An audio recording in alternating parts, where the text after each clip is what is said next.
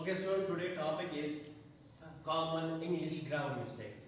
This topic is not just important for the exam point of view, but for your whole life. And meanwhile, I was checking your paper of the participants, so I found most of these type of error in your paper. The first one is subject-verb agreement. What is mean by subject-verb agreement? Subject-verb agreement means that the singular subject will take the singular verb, and the plural subject will take the plural verb. Okay? So these here, when the subject of sentence doesn't match a verb in number, we call it a subject-verb agreement error. For example, the team are going to win the match. So in this sentence, the team word subject is a collective noun, and the collective noun takes always the singular verb. So in the first sentence, the term are is wrong. So the correct form of verb is is.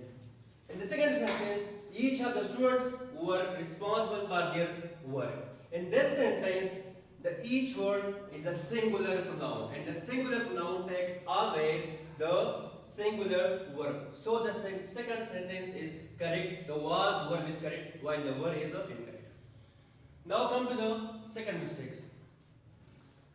The tenses inconsistency. Tenses consistencies mean that the switching of different tenses in one sentence.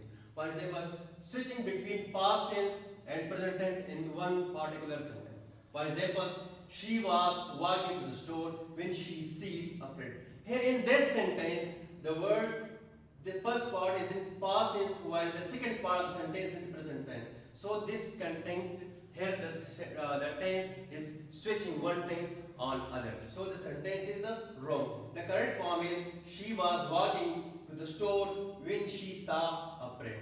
So here both the sentences are in a past tense. Look at now to the second sentence. I finished my homework and then I am watching TV. The first part is in past tense, while the second is again in the present tense. So the correct form is I finished my homework and I watched TV. So here in the second sentence, both parts are in the past